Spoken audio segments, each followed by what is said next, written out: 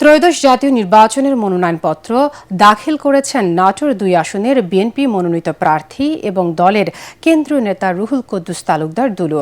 দুপুরে জেলা বিএনপি নেতাদের সাথে নিয়ে রিটার্নিং অফিসার এবং জেলা প্রশাসক আসমা শাহিনের কাছে মনোনয়নপত্র জমা দেন দুলু।